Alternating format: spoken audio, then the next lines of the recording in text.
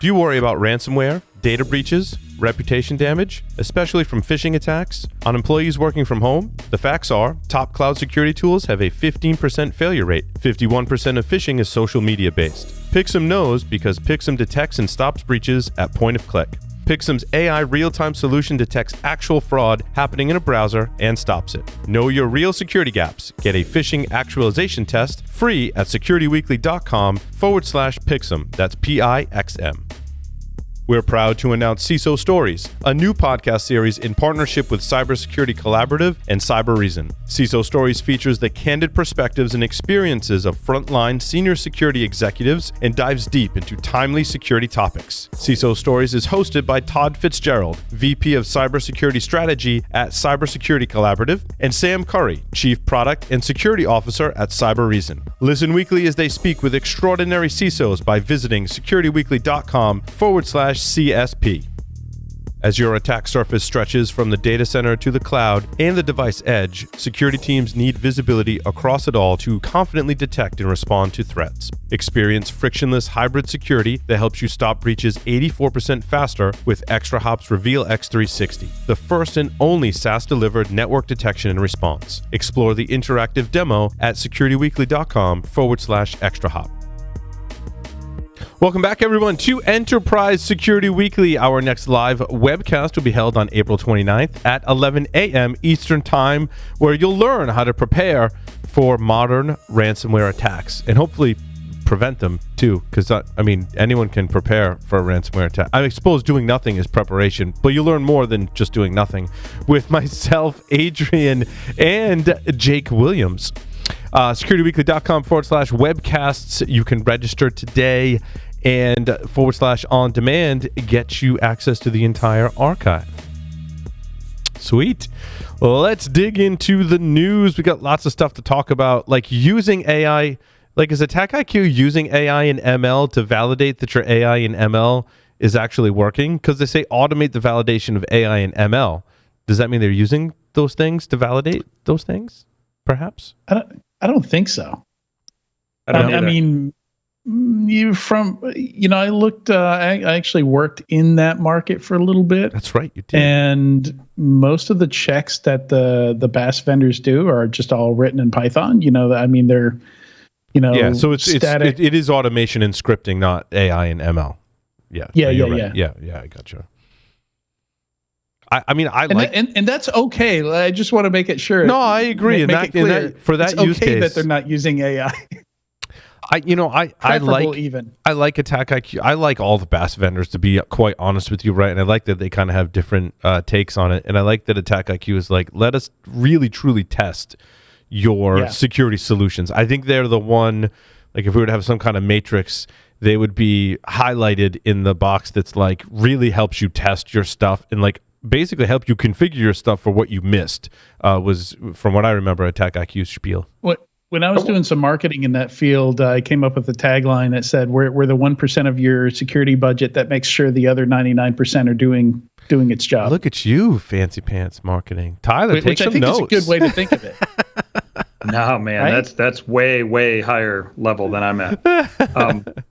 So I wonder if that product update, et cetera, is meant to target other protective components that are AI and ML driven and exercise them in a way to make sure that they're effective, right? I wonder if that's what they're trying to say by it. Yeah, that's always been their take. Like, they'll run a simulation and they'll go off and have an integration with your SIM, and they'll go, your SIM didn't see this attack, and here's how to configure your SIM so that it sees this attack. But I'm wondering, that's cool. If it's also like timing based too, right? So there's all sorts of AI and ML style attacks where you can do things to get the AI and ML out of sync by cross-training it incorrectly. Correct. And I'm wondering if that's kind of some of the stuff they're starting to add to the tech. That's super cool.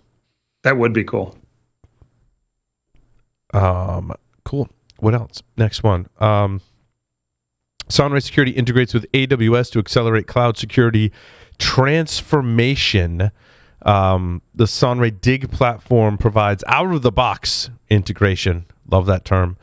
Not really. With AWS Control Tower, and provides visibility into more than 150 AWS services.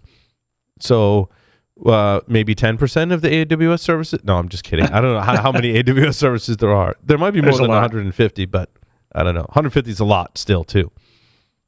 Yeah. This one's interesting. I think this is yet another CloudSec vendor that we can put up there in the list of about 1,000 of them that are out there that are providing cloud security. Yeah. And they very much overlap with how they're messaging and what they're actually trying to say that they do. But this one appears to be more identity focused, which could be interesting. Well, and I've talked to companies that have well over 100, in some cases, thousands of AWS accounts. And some of these tools only work within the context of a single account. I mean, they might work with multiple accounts, but they don't really summarize across all those. So it's very similar to the problem you have in vulnerability management, where you have a lot of repetition of the same issues, but they're reported individually. So it looks like you have a bajillion critical vulnerabilities, but really you've got one or two that are occurring multiple times, across different assets. And same thing in AWS, like you probably have the same access control issues times 1,000, but it's not easy to see it like that with the tooling that we've got. There was another article that was it McAfee? Maybe. Oh, so McAfee allows you to accelerate digital transformation by leveraging the agility and innovation velocity offered by cloud-native applications hosted across private, public, and hybrid clouds. Oh, Adrian! That made Adrian actually physically hurt. He's like in physical pain right now. Every single word, and it broke me. You lost me at McAfee. Right. I made it a little further than that. Not much, though. Yeah. My comment on that was, like, what? I mean, I know they're trying to say something, but I just wish they would say it. Yeah. I mean, once you throw the word agility in there and innovation and velocity and cloud native, like you've gotten so many buzzwords deep, you've guaranteed nobody's going to understand what you're announcing. So this is, again, going in the bucket of press release shame. Yes. To be analyzed deeper at a later date. Agreed. And I thought there was another one that talked a lot about cloud stuff. Maybe it was Sysdig adds unified threat detection across containers and cloud to combat lateral movement attacks. Go ahead, Adrian. Yeah, go ahead. Sorry. I was just saying, using different cloud and container security tools requires manual correlation of logs. So you unify an incident timeline that goes across your cloud and container-based services. To me, that made a lot more sense. Like, I can use that because as an example, as we push our application, we push it from on-premise to in the cloud, and then containerized it, and then now we're starting to take advantage of more and more cloud-native services. How do you get all the security telemetry in one place from this one application? So you can get the external threats with some next generation WAF, but how do I know what's going on in all these components as they shift around, even just inside of a cloud provider? Sounds like that's the problem Sysdig is addressing, which I think is a good one. Yeah, they're adding breadth and depth to what they assess, where it used to just be more process focused, individual host or workload focused. It looks like they're now getting into cloud telemetry in addition to the individual host or workload focused telemetry.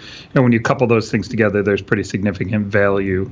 Again, exactly like they said, unifying the incident timeline, risk-based insights, things like that. Right. It just makes me wonder, like, how many of these cloud tools do we need? So do I need something else to monitor my cloud native services? I mean, it is a concern. We talked about adopting a cloud native service to solve a problem. I'm like, that sounds great. I'm like, but now the cloud provider owns some of that responsibility. I own some of that responsibility. And how do I monitor how that's actually working? All you have to do is look at Prisma, right? If you need Prisma to know Cloud. how many point products you need, just watch their acquisitions. Yeah, I mean, that's essentially what Palo Alto did, is pull together a bunch of really good technologies into Prisma Cloud. It's actually a really good solution for that. And I say that because they are a sponsor, but and it makes sense that somewhere around, I don't know where in the network, but they are a sponsor. Full disclosure. It makes sense that some CSPM product will continue to be kind of central there. And, we'll probably, like, the definition of what CSPM is, will probably continue to expand. Like here with Sysdig, like one of the big pieces here is multi-cloud, and normalizing that, so yeah. And normalizing it through containers, which, brings us to, I think really one of the more interesting stories this week is that you can run Red Hat OpenShift on AWS. And AWS is just becoming, or is this just monster platform where you can run everything. And it kind of has me thinking, I wanted to get your guys' take on this. Like, if I'm all in an AWS, does it really matter as much anymore? Because there's so much functionality there and an opportunity to run Kubernetes on there, to run OpenShift on there. Like, do I even need to worry about some of the other cloud providers for most of my applications? And one of the big challenges here, already I've heard of a few new AWS products I hadn't heard of before, like Control Tower. This was the first time I heard of Control Tower. I used to joke that I used to follow cloud very closely when I was an analyst at 451 Research. And I used to joke I'd have to spend a couple hours on Wikipedia every time AWS sent me a newsletter, about some of the new products and features they were coming out with. Because it was the first time I've heard of those technologies, and every reInvent, I actually have some slide decks where I have screenshots of the AWS console from 1 year at a time, one year apart, like 2015, 2016, and it jumps from like a couple dozen products and services to, it's up around 100. Now it's around 200. It's just crazy how it keeps expanding. So trying to keep up with that from a security perspective. Wow. I'm definitely not a Kubernetes expert for sure. Like I'm not a pro there, but my understanding of OpenShift is it's very similar to Kubernetes. And so I think this is an attempt by Red Hat OpenShift to remain relevant with the lack of the IBM, whatever they called their underlying platform, Bluemix or whatever they called it. With the lack of that actually gaining traction, how does OpenShift remain relevant? It has to layer on top of something to be truly effective, right? And so figuring out how to lay on top of AWS and decouple the application living in AWS and kind of abstracting it into a way that, hey, we can now move our workloads from Amazon to Azure to wherever, that's an interesting value. So but like I said, I'm definitely not a Kubernetes expert, so I could totally be wrong on that. Do we cover CircleCI and support for ARM, or do we talk about talked about another vendor? I see this trend where more vendors are supporting ARM now, and I'm not sure if this is because of Apple's M1 or because of more options in AWS to run an ARM architecture. I think it's a combination of all of that. M1, ARM architecture, things like whenever you're doing autonomous vehicles, IoT, in general, everybody develops all of that on ARM. So we're just seeing a growth in the ARM architecture side. So I think it makes sense to enable that here. That's interesting. So in this case, the Graviton 2 platform, which is another AWS service, developers can build and run ARM-based applications in virtually no spin-up time and deliver significant improvements without sacrificing power or cost efficiency. And so CircleCI is allowing you to have a CI/CD pipeline that supports that architecture. And it's funny because I hear this complaint every now and then from developers where if you're developing iOS apps, I think it's still the case where you have to do the build in macOS. So you'll have this huge iOS development team of like hundreds of people in this very sophisticated development environment, and then they've got this iMac or this off in the corner, and that's their build machine. And it's just and it's funny because they're typically that build infrastructure, like none of that is Mac OS. They just need Mac OS to do the actual build of the app because they're also producing an Android one and other stuff out of there. But I constantly hear that complaint where that iMac in the corner becomes a bottleneck for development here. So I wonder if some of these aren't trying to alleviate that issue. But I don't. I think we take some time and look over the Zscaler and CrowdStrike integration. They jump a lot into the acronyms, and I was talking with the folks from Zscaler who or a sponsor on the show, because Edgewise was acquired by Zscaler, and that's what they call ZTA, which is Zero Trust something, Zero Trust Agent, Zero Trust Access, Zero Trust Access, I think. But that's the Edgewise thing. And so they've integrated that with CrowdStrike in some way, triggering device quarantines and stuff like that. I actually think those are two really strong vendors, in my opinion, that are forming a partnership, something to pay attention to. But you may have to just kind of dig in, because they've just like renamed a bunch of products, post-acquisition. It was confusing because we used to say Edgewise, but now I believe we say ZTA.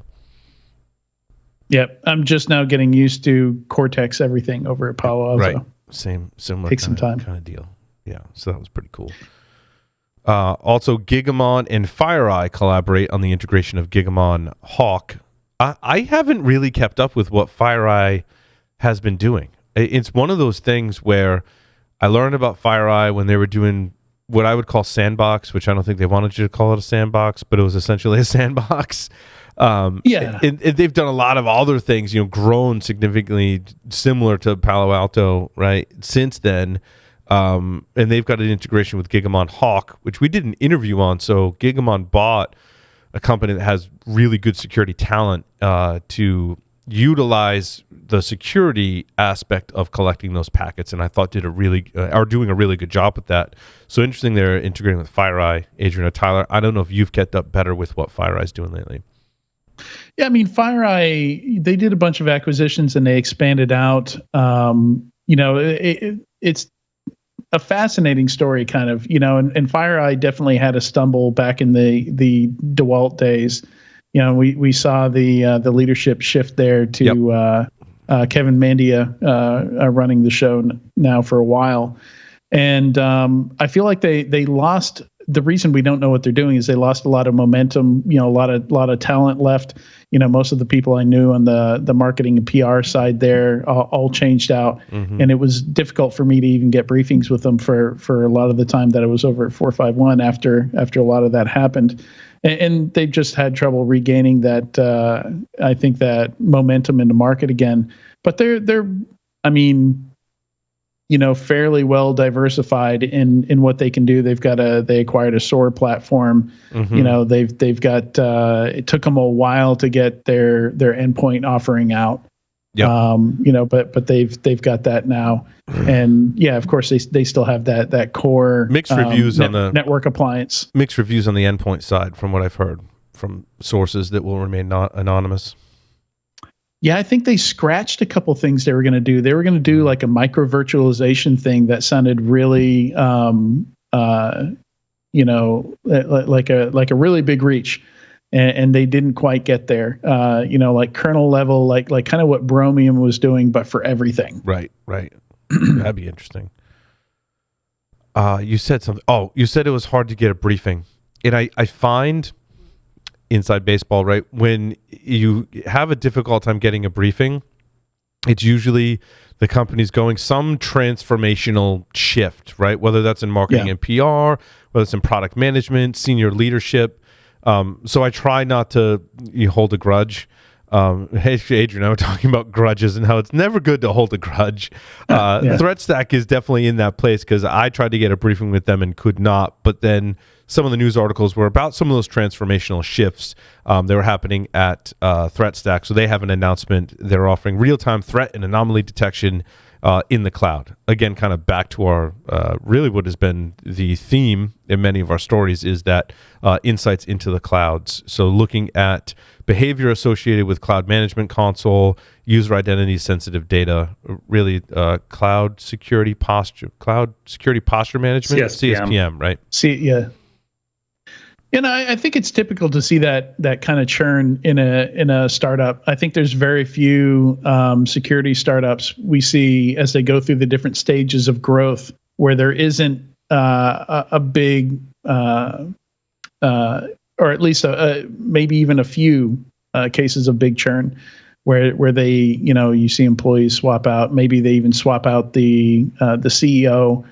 For somebody more experienced, and the founder moves to a different role or something like that. But you see it, like that's very visible, but you also see it with the employees underneath as they get to different stages of growth. So I think that's fairly normal.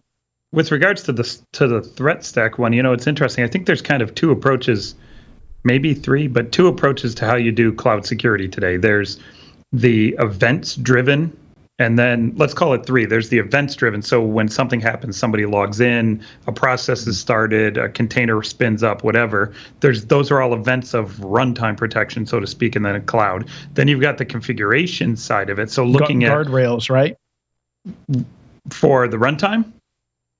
No, the configuration piece. Yeah, so configuration would be more like your CSPMs, right? So more like the traditional CSPMs that say, let's look at what's configured, what's set up, and then we look at a deviation off of that and alert off of that. And then you've kind of got the third play, which is a little bit different, is the DLP deep analysis of the data that resides there. And what I'm hearing is companies that are dancing around kind of those three technologies in different ways of how to position or market them by the individual features that they can and can't do in one of those, right? So they may not use the term CSPM if they can't do all of the features, but they'll say, hey, traditionally we've done this on-prem and now we've got this cloud version of something similar, but they won't use the term CSPM because they don't do full config guardrails, as you said, right? So you have a CASB that can do some DLP and CSPM. Right, but even that's like in the communication patterns, right? So that even adds another layer of, so maybe you can even do 4 layers and say communications and data going back forth is kind of the fourth interesting layer. I think we could bring it to half a dozen. I think we could have a lot of acronyms. We just covered the identity piece, right? Yeah, I don't know. That's the problem, man. Is that part of CSPM or is that separate? That's the problem. There's just so much overlap between all these cloud security vendors, and everybody just says we do cloud security now, and it's like, well, what do you do? Yeah. Don't you miss being an industry analyst and trying to parse all that crap out? Well, I feel bad for the people in the enterprise that have to wade through. I mean, we have a tough time figuring out. We cover it every week, and we still can't figure it out. And those people have the bigger problem. Real jobs defending infrastructure. So. Yeah, Jeff Mann actually remarked that to me in an email earlier today. He said, we were discussing like how to like the services side of things. There's so many companies out there, and he remarked, if we can't figure out how are we going to expect buyers to. I actually miss the analyst role in that respect because I would just put people in buckets whether I didn't care whether they wanted to be there or not. If you did X, you were in bucket X. I don't care how you market yourself, right? And so, that's just kind of a different view on it. If they belong there, I didn't know you worked for Gartner, but I didn't. Well, I mean, that's the, on the marketing side and go-to-market strategy side, right? That's the difficult thing is when you've got something that you believe is truly unique, you're going to get put into a bucket, and sometimes you don't want to be. Sometimes you might. Sometimes it's better than not being in any bucket is to get put into a bucket. Yeah, there's a line that marketing walks because they want to differentiate. They want to look different and better than their competitors. But at the same time, you want people to be able to understand and get what you're selling, but it's tough to do that if you've made up your own terms for everything to sound unique, because then you have to teach those terms to everyone. And then you got Prisma Cloud, which just says we do it all because we acquired somebody in every single space. Yeah. Yeah. And that's its own set of challenges because now, how long do we have to wait for all that stuff to get integrated and play well together? But even when it does, you have to message to the market that what you do. Right. Without having you remember the vendors, I don't see it much anymore, but they'd have the A to Z product list. Yeah. And you click on that A to Z product list and it would look like the index of Wikipedia. Mm-hmm. And you'd be like, yeah, I'm not going to redo that. GRIMM launches a private vulnerability disclosure program that allows defenders to get ahead of the unknown. So subscribers will have access to the stream of high-impact vulnerabilities from GRIMM's internal research team. Release timing will be 2 weeks before the vulnerability is publicly known. Kind of an interesting approach. In my opinion, GRIMM can pull this off. Wasn't this done back in the early 2000s with Tipping Point and Immunity, right? iTel's company, Yep. they all had these kind of private programs you could subscribe to and get everything was before great. everybody else. Immunity was great because they had, Dave, Itel, and team had built relationships with other vulnerability research teams that would develop these packs. Because I actually used Immunity, and one of the reasons I did it is because, like, Immunity's team was great, don't get me wrong, but there was, like, Vuln Disco, and they would have exploits for like weird stuff. And I'm like, when I need an exploit for weird stuff, or maybe I'm a defender and I want to know if my software, which I'm like, I've never seen a vulnerability announcement or exploit for this software, but it might be in that pack, right? And so you could get kind of access to that kind of stuff. I want to say Secunia did something like that back in the day. You're right, Tyler. There's been a lot of Symantec had and for a while, right? Even some of the vendors, like, I mean, if you take the tipping point, I think 3Com bought them, right? So yes. 3Com even had a program like that on the back of an acquisition. But even some of the vendors were starting to say, hey, we'll give you access to vulnerabilities we know about ahead of time if you pay us extra money. And then it kind of went off the rails and it just disappeared. I think maybe some of the crowdsourced pen testing stuff, BugCrowd and those guys kind of sucked the wind out of the air. So that was going to be my question here. To be clear, what's the source of these vulnerabilities? They're not. It says GRIMM's internal. It says GRIMM's internal research team. Okay, so it's stuff that they're finding. They're not soliciting the general public to send them vulnerabilities and that's have what them I thought coordinate it was. disclosure. Yeah, it does not seem. I mean, we could always ask Bryson, the GRIMM team. Yeah. The GRIMM team is. I mean, they had a Linux disclosure. And their blog write-up on it was absolutely stellar. Now I'm kind of thinking marketing-wise why they would do that, because based on that blog post, I'm like, I'd kind of be all about a private vulnerability disclosure from them, because not only was it great research, it was communicated extremely well, allowing me to understand the risk and the vulnerability and exploit, which you don't often find.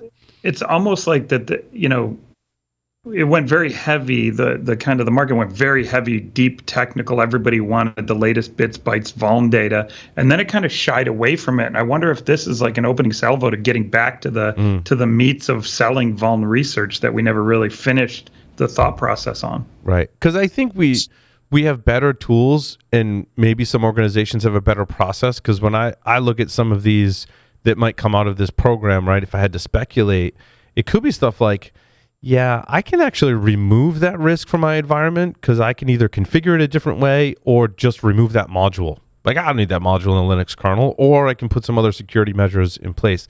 I think we lose sight of that in this, like, I can't patch anything because it causes disruptions.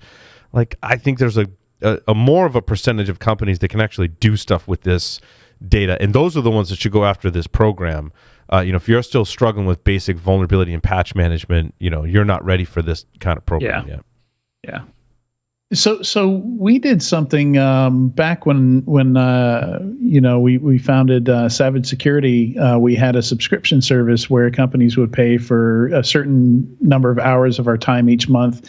It was kind of like a retainer or virtual CISO type thing, except it was more like at the analyst level, where we would help people with more in the weeds with some of their issues. And one of the things that was part of that service is we would send out advisories within 24 hours of new vulnerabilities hitting the press, because CISOs often didn't have time to go out and read all the publications, try and figure out what the heck is going on, if it's actually a big deal. Yeah. Or right. So we would give them a one pager, and we guaranteed it was always a one pager. So different from what GRIMM is doing here, but we got great feedback on that, because CISOs said, I know I can just take this one pager, it takes me 5 minutes to read it. And then when the board or other executives ask me about it, I can sound like I know what I'm talking about, which was the whole goal of it. It was more to tell them, yes, you should be worried, or no, this is just an academic level thing, like some of the side channel attacks and stuff like that would come out. We'd say, yeah, this is not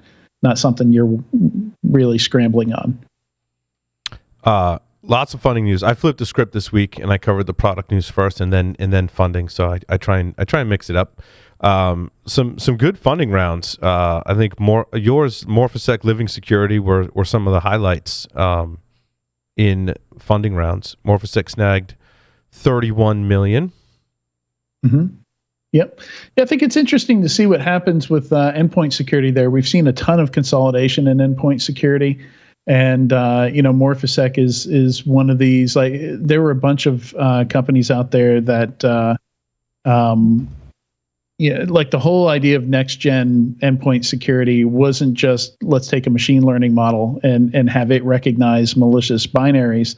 But there were a bunch of different approaches, and Morphisec was one of them, where I believe Morphisec is the one where they randomize, stuff in memory to make it difficult for memory-based attacks to work. Mm-hmm. Yep. And there are other ones that went after common, indicators of compromise that you'd see over and over and over, like the way that attackers persist is like there's a finite number of things that you can do in Windows to come for your malware to come back after boot, right? And they would look for those things, and other ones that would shim file reads and writes or shim something in the kernel. And there are all these creative different techniques that were more like features than products.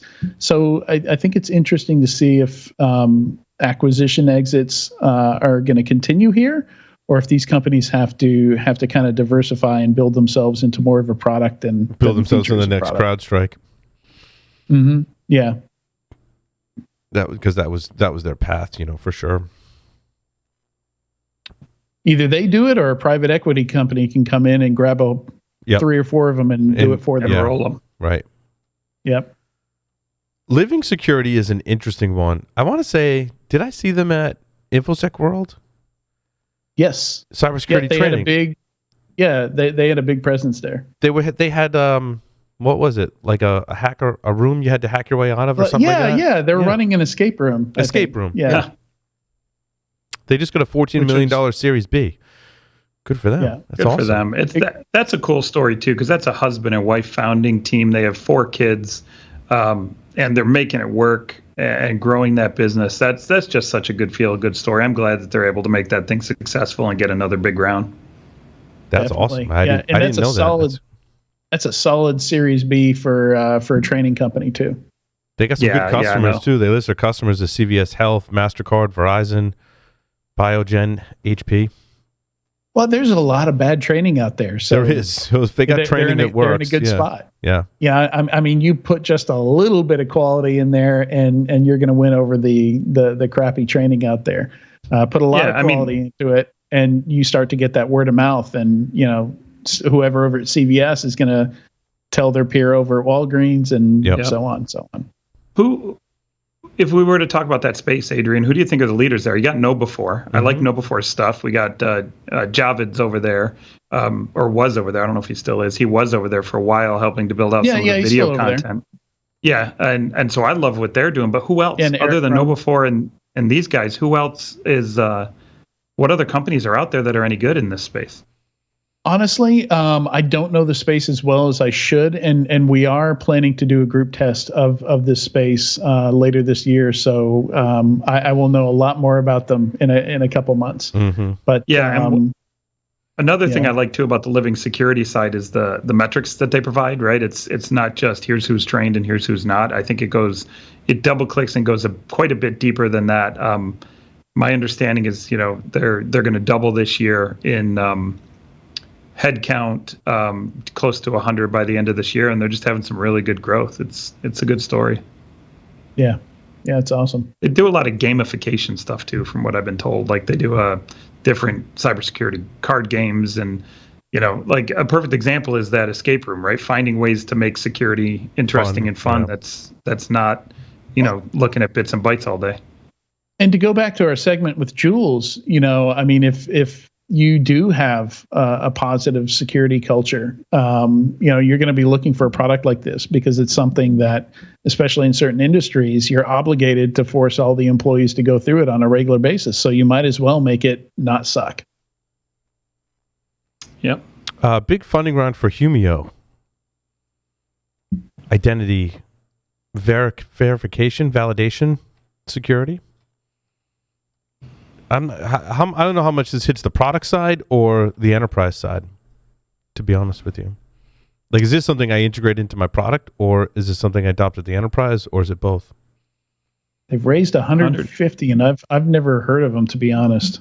So it could be. I just don't like that whenever I search for them on our show notes, I always search for an H because I never remember they begin with a J. Yes, it is. You need to embrace your Latin side there. Clearly not good enough there. That's a lot of money. 150 million investment from Great Hill Partners. That's a big round. Okay, that's why I'm not familiar with them. They anti-money laundering monitoring processes. It's definitely outside of the stuff I typically look at. They have a pioneering document-centric identity approach to leading blue-chip companies across the telehealth, financial services, online gaming, and social media spaces. I got you. There's some PR soup. It's more product in that I want someone to create an account with me on my video game platform, for example, and they have to take a picture of their ID or whatever if they want to be a merchant or different levels. So I think it's more of a product play. That's cool. Securing onboarding. Yes. Processes. Yeah. Oh, that actually is. Yeah, that's very cool. And it looks like they have companies. A lot of fintech companies are using them. Other things that require that deeper level of authentication, other than just sending your email, your Gmail account a click here link. Yep. Exactly. And it's tough to do well. Like one of the big software products we had when I worked for a credit card processor, which is where I originally cut my teeth in security and learned all the ins and outs of PCI. That was one of our two huge internal software products. We had our own CRM. That was so diversified. It even updated and pushed the firmware to the actual credit card terminals that would dial up and get the new firmware, if you wanted to change the DBA on the receipt or something like that. But the other big piece was onboarding new merchants. And there were so many steps we had to do to, we had to check OFAC, make sure they weren't a known terrorist organization, and there were 144 other steps, that we had to go through to before onboarding them. This one's interesting. Astadia acquires Anubix. And I had not really heard Astadia, may ring a bell. But what's interesting is if you have a mainframe you want to move to a cloud, this sounds like the people you want to be talking to. So they say, wow. Astadia offers solutions required to migrate from any IBM Z series or Unisys ClearPath to a cloud computing platform of their choice. Talk about a laser-focused market. Right? How much professional services is that going to be? Probably quite a bit. We do one thing, and we do it well.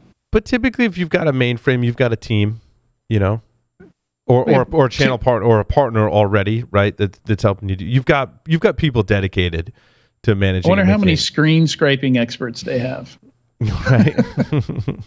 When we had to do stuff with mainframe at the that credit card processor I worked for, they were owned by a large U.S. bank, and whenever we did mainframe projects, there was usually screen scraping involved. Yeah, so they said the legacy of the development includes legacy technologies: assembler, COBOL, IDMS, ADABAS. Is there a security piece here? No, never mind. Moving on. Nope. And what's funny is when you first said Stadia, I thought the Google cloud gaming platform. That's Stadia. Yeah, I'm just waiting for Google to kill that platform. I think it's on the chopping block. Yeah, they killed anyway, that's even further off. That's even further off enterprise security. Yeah. Let's get back to maybe Kroll acquiring Redscan. There's a lot of scan companies being acquired. Is that a security story? That explains why I have 28 stories. Because I think I had 33 and I deleted 3 because I'm like, wait, those aren't security related. Because, some of the searches, if it mentions security in the article, it's like, that's a cybersecurity story. And I'm like, no, it's not. Yeah. So, we're seeing it.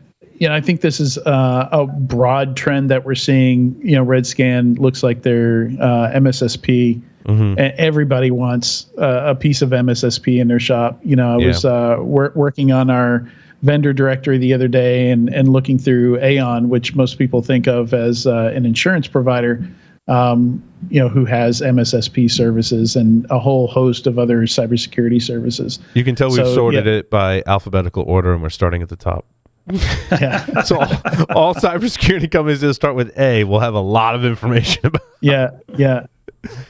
That's we do skip around a little bit. That's not an indication of how far through that we are. Right. We're actually further through it than Zyperium collaborates with Oracle. I mean, there's a Z1, so we gotta make sure we jump around a little bit.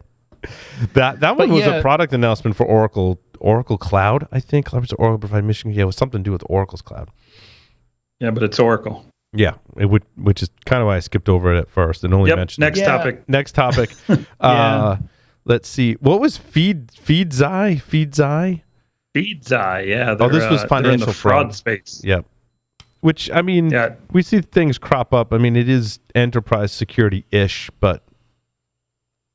Yeah, it's interesting seeing all the places AI go, is getting shoved into or used. And these are more... I think we're seeing AI mature a bit in that I think initially, like 4 years ago, if we were reading stories and AI was in the title, it'd be somebody just throwing it against a wall to see if it sticks. Mm-hmm. And more, I think we're seeing AI in announcements used in places where it's actually useful. Like I've got a number 9 under my stories is about how VC firms are now leveraging AI to help them choose investments. Right. Obviously it's not on autopilot, like it doesn't do all of it, but it's helping to inform, the human decision. Yeah, it's an adjacency space, I think. I mean, similar to Ketch, KETCH raising $23 million, automating online privacy regulations and data compliance. So you got to remain compliant with GDPR. You need a vendor to help you do that. Seems hyper-focused. I think there's more cybersecurity vendors that can also help you with some of those regulatory compliance things too. So this one seems, again, more like hyper-focused. I think of CyberSaint as being able to help you with that, but more focused on the cyber side too. Yeah, CyberSaint's a really interesting play too. But on the Feedzai, whatever it is, a couple $100 million invested. But the key thing there that I found interesting is Citi Ventures from Citibank put a chunk of that money in alongside Sapphire and KKR as the leads there. And, I think that's really telling. Clearly, Citi is betting on Feedzai as its security tooling from a fraud perspective to go forth at an AI level. So I think it's a pretty healthy investment with a good upside. Well, I think a lot of security people don't realize that fraud is... like cybersecurity losses are a subset of fraud losses to a lot of people, and fraud is a lot bigger. So seeing a 200 million Series D here shouldn't be surprising. If you understand how big that fraud problem is, and if you're financial services or tied to financial services, it's a smart place to invest. It sounds similar to Socure's 100 million Series D. They do digital identity verification. Sounds like similar to Jumio. Yeah, verifying identity seems like the big thing for, are they also using AI? Probably. Yeah, so I think in some of the other cases they're literally using AI to verify photos of identification, like passports and driver's licenses and stuff like that in some of these cases. Whereas before, I've heard horror stories of Mechanical Turk, like people using Mechanical Turk to eyeball uploaded photos, of licenses for onboarding Uber drivers and stuff like that, which sounds horrible, having people just stare at licenses all day. Accenture acquired Cygni, a cloud-native full-stack development firm that helps companies transform their business through advanced technical software development services. Accenture is just building up its portfolio of services companies and offerings. Yep. Hooray. On that note, Adrian, Accenture, brings the same excitement out of my heart that Oracle does when you say Accenture. I generally don't expect it to be exciting. Next topic. Yeah. Adrian, let's close out with one or two of your trends articles. Sure. Yeah, I've got a few interesting ones. One of them is, I've got a few regulation items here. And one of them is, they're talking about, I think there's a new executive order signed by Biden that would require software vendors to disclose breaches, to the government.